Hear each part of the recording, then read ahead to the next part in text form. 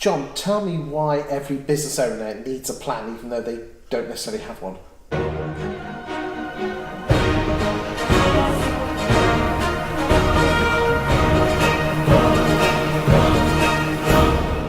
Yeah, it's a really good question, Chris. And you know what? If I think about clients where they are when I first get to them, I can't think of one who's really had a proper business plan. If they'd done one in the past, it was to borrow money from a bank. And the moment they got the money from the bank, where do you think the plan went? It probably went on the bookshelf and it's never been seen since, John. Yeah, it's just been gathering dust. Now, not having a plan is a bit like trying to navigate a ship without setting the course. Or setting off somewhere without a map. You don't know how you're going. You don't, so you'll probably end up there. Yeah. Right? And when you think about the craziness of just driving, I mean, you wouldn't get in a car and just drive not knowing where you were going. We might do in your car, but it's a lovely car. Okay, go on. But the point's a good one. And if you think about it, a lot of business owners are intimidated by the thought of putting a plan together. They think it'll take too long, they're too busy, they haven't got enough time, it'll be too difficult, they don't know what to plan or how to plan.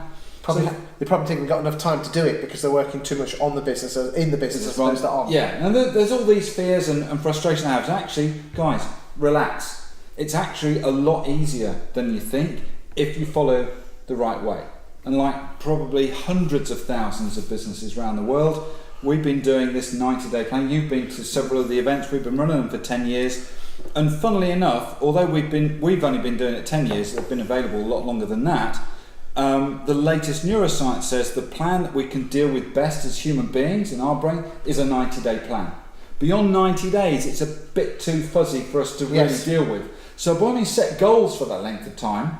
But in terms of a plan to work on for your business, probably 90 days is just about right. The reason I like those 90-day plans is that you have a structure where you break down the goals into bullet points of what needs to be done with some smart objectives, being specific, measurable, and realistic, and with a time scale.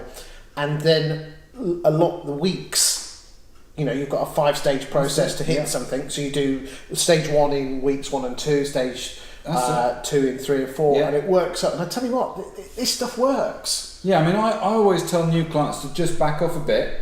If you've got half the plan done, you've got 6 weeks done, stop there, because you don't know what's going to come and might disrupt you. And the most important thing at the next 90-day planning day is to look over your shoulder and go, we got all that stuff done. Yeah, because most people look up the mountain, don't they? Go, I can't. They never look back, do they? No, and this is a really good point. You can look up the mountain and go, oh my God, that looks tall. Those clouds look dark. The weather is getting, and they think of all the reasons why not, because they're a bit scared. Whereas when you look over your shoulder and go, God, I've come a long way. People don't do that though, do they? No, they don't. So it's really important. Funnily enough, the first thing we do in the 90-day plan days, guess what? Look over the shoulder. What have you achieved in the last 90 days? What makes you feel good about your business? Personal life and business, what's happened that's gone well? That fuels the fire. And what is quite important, well, not quite, but very important, is that you don't just write them down. You share them with others. Yeah. And I think by actually saying it to someone else, it reaffirms it. Yes. Why do you think that is the case? Well, I know it's important, but tell the guys at home why. Okay, so actually admitting it to yourself. We have this funny kind of modesty in the UK. We don't like to talk about what we've done, but actually, when we're free to do so, people come alive. You see all the smiles on the face. Well, I did this and I did that. And when you're talking to someone else who also wants to hear you've done well because they've done well, it builds everybody up. And you end up realising... There's such an energy in the room, isn't there? Yeah, and they're all on the same journey. So if you felt a bit alone or a bit scared or a bit intimidated, and then you sit next to someone who's been through the same thing as you have, and you go, well, they're still here, they're doing okay, because maybe I can do this. It's really, really lonely being a business owner, isn't it? For a lot of people, yes. You can't share everything with your employees. Very often you can't share it with your spouse. It's inappropriate to share with friends. So who the hell have you got to talk to? And by the way, this isn't just a disease for the owners of small businesses. The CEOs of corporates feel the same. It's the number one disease of the CEO is loneliness. Because I know you've been actually voted 3 or 4 years in a row the Europe and Middle East number one executive coach, so you'd know about these things because you're constantly seeing these guys. Yeah, it's the same thing. So what you're telling me is that the same fears and frustrations that these £100 million business CEOs, they're the same fears and frustrations that the guy, one-man band, two-man band have. Yeah, exactly. They might be bigger scale, but they're the same more thing. zeros on the end. Yeah, they've got more zeros, but that's it. So how do we get over these then? I think the first thing is, we're talking about this need for a plan to know where you're going, is come and experience one of these days.